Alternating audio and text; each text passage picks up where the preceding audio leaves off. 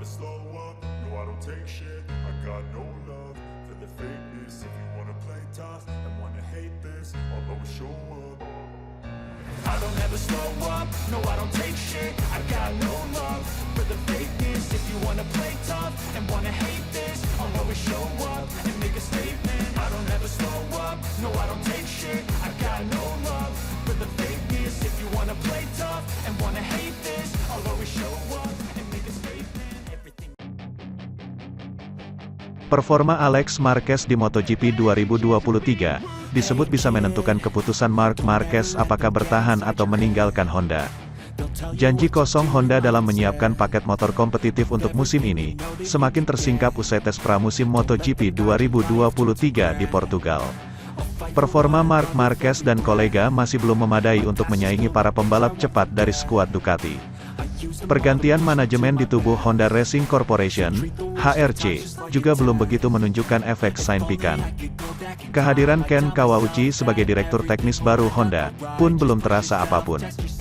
Marquez bahkan hanya bisa gigit jari melihat hasil tes pramusimnya bukan membaik tetapi lebih menurun. Dibandingkan hasil tes MotoGP Sepang, juara dunia 8 kali itu justru turun satu strip pada tes MotoGP Portugal, dari ke-13 menuju ke-14.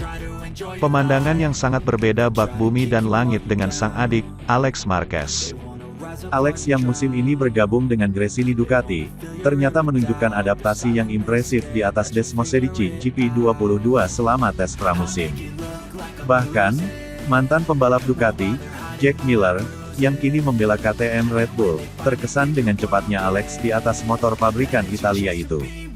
Ada beberapa pembalap Ducati yang cukup bagus. Selama tes, yang paling mengesankan adalah Alex Marquez, puji Miller dikutip bolasport.com dari Crash.net. Saya melihat betapa halus dan baiknya dia mampu beradaptasi dengan motor itu, ucapnya. Saya rasa dia, Alex Marquez, akan tidur nyenyak hampir setiap malam setelah perubahan tim yang dia buat. Saya senang untuknya, semoga dia bisa melakukannya dengan baik, ucap pembalap asal Australia itu.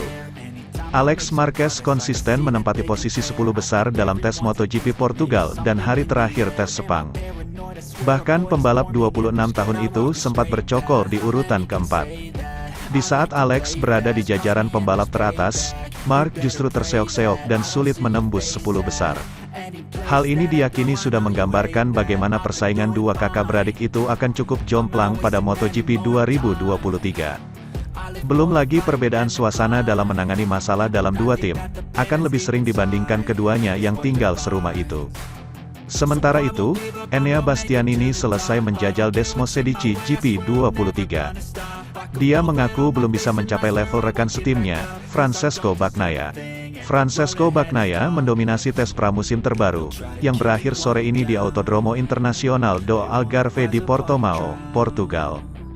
Pebalap Ducati Lenovo Team itu menjadi yang tercepat, dengan mampu mencatatkan waktu putaran yang luar biasa 1 menit 37,968 detik. Bagnaia mendapat hasil positif dari Desmosedici GP23 miliknya, dan menyatakan dirinya puas dengan pekerjaan yang diselesaikan bersama timnya. Saya senang dengan 5 hari tes pramusim berjalan, termasuk 3 hari di Malaysia bulan lalu. Kami meningkat di setiap sesi dan menyelesaikan program kerja kami, ujar Bagnaia dalam keterangannya. Aku suka motor baru dan lebih memilihnya daripada tahun lalu, tapi sekarang kami harus tetap membumi dan terus bekerja dengan kepala tertunduk untuk menjadi cepat di setiap trek. Pabrikan lain juga telah mengambil langkah maju yang penting, jadi kami harus tetap fokus. Kami dapat mengatakan, misi tercapai, kami siap menghadapi musim baru, tambahnya lagi. Ada 7 rider Ducati di posisi 8 besar. Johan Zarco, Pramac Racing, finish kedua di belakang Bagnaia, sementara Luca Marini, VR46 Racing Team, finish keempat di depan rekan setimnya Marco Bezzecchi. Di belakang Bastianini ada Alex Marquez Gresini Racing, di urutan ke-7 dan Jorge Martin, Pramac Racing, di urutan ke-8. Saya senang dengan kecepatannya, tetapi juga dengan perburuan waktunya.